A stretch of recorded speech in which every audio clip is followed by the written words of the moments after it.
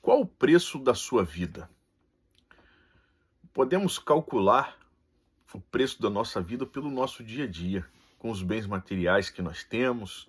Muitos têm patrimônios valiosíssimos, ou podemos calcular o preço da nossa vida por aquilo que nós queremos conquistar.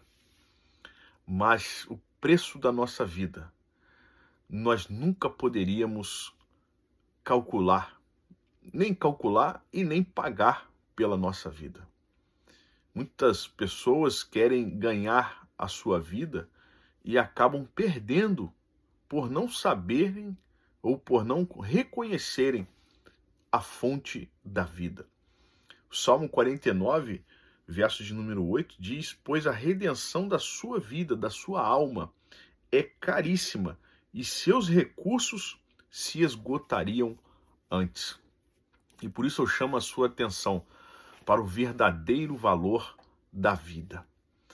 1 Pedro, no capítulo 1, diz aqui o apóstolo Pedro, inspirado pelo Espírito Santo, capítulo 1, versículo 18, sabendo que não foi com coisas corruptíveis, como a prata ou ouro, que fostes resgatados da vossa vã maneira de viver, que por tradição recebeste de vossos pais. Versículo 19, mas com o precioso sangue de Cristo, como de um cordeiro, imaculado e incontaminado, o qual, na verdade, em outro tempo foi conhecido, ainda antes da fundação do mundo, mas manifestado nestes últimos tempos, por amor de vós. E por ele, credes em Deus, que o ressuscitou dos mortos, e lhe deu glória, para que a vossa fé e esperança estivessem em Deus. Foi para isto, meus amigos. Jesus morreu na cruz, Jesus se entregou para morrer, para nos comprar, não com ouro e não com prata, mas com seu sangue inocente, imaculado, incontaminado. Jesus que foi concebido pelo Espírito Santo no ventre de Maria, um mistério que nós muitas vezes não compreendemos isto, mas cremos, porque esta fé produz em nós vida a partir do momento que nós ouvimos e nós cremos e nós passamos a viver a fé, a exercitar nossa fé por meio da palavra, por meio da vida com Deus. Nós testemunhamos, podemos dar testemunho do amor de Deus, da vida com Deus, que é muito maior do que as riquezas, do que os bens materiais. Por isso que a nossa vida agora não deve ser para as coisas, mas para as pessoas. Se o amor de Deus está em nossos corações, amamos uns aos outros. E o amor de Deus é o que vai permanecer para todo sempre. Diz lá em 1 Coríntios, no capítulo 13, que o que permanece é o amor. Capítulo 13, versículo 13. Agora, pois, permanecem a fé, a esperança e o amor. Estes três, mas o maior destes é o amor. Porque Deus nos amou, entregando o seu único filho, o filho unigênito do Pai, para morrer em nosso lugar. Por isso que o preço da nossa vida custou o sangue de Jesus e nós devemos viver para ele. No 2 Coríntios, capítulo 5, versículo 14 e 15 diz: porque o amor de Cristo nos constrange, julgando nós assim que se um morreu por todos, logo todos morreram. Ou seja, se Jesus morreu por toda a humanidade, é porque toda a humanidade estava condenada ao fogo eterno, pela desobediência de um só homem. E ele morreu por todos, para que os que vivem não vivam mais para si, mas para aquele que por eles morreu e ressuscitou.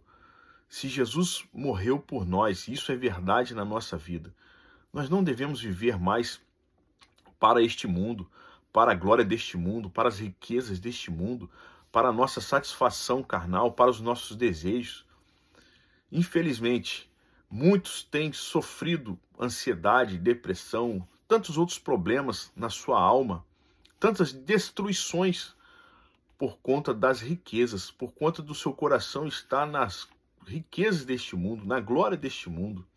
E nós devemos agora, com uma fé em Cristo, se Jesus morreu por nós, agora nós devemos pensar em Cristo, viver para Cristo e assim fazer a vontade de Deus. Jesus certa vez disse aos discípulos: a minha comida é fazer a vontade do meu Pai. E nós também que fomos chamados, aqueles que ouviram a palavra de Deus, a palavra da reconciliação, a palavra do amor de Deus, do perdão de Deus em suas vidas, esses devem não somente crer, mas agora devem viver renunciando às suas vidas, porque Jesus diz: todo aquele que quiser salvar a sua vida, perdê-la-á por amor de mim. Que possamos realmente entender o valor, o preço da nossa vida, um preço de sangue, o preço em que Jesus morreu na cruz, ressuscitou ao terceiro dia e está à destra de Deus Pai, intercedendo por aqueles que realmente entregaram as suas vidas a Ele e vivem para Ele, vivem para o seu propósito. Este é o verdadeiro valor da vida. A Bíblia, Jesus também diz que o homem pode ganhar o mundo inteiro e perder a sua alma. O verdadeiro valor é quando nós entregamos a nossa vida a Cristo e vivemos para a sua glória e para o seu louvor. Que possamos realmente valorizar. Tudo que nós fazemos não é para sermos salvos, é porque somos salvos na pessoa de Jesus Cristo. Nunca teríamos condições de nos salvar, de nos livrar da condenação, do fogo eterno, de perdoar os nossos pecados. Não. Mas Jesus fez isso por nós.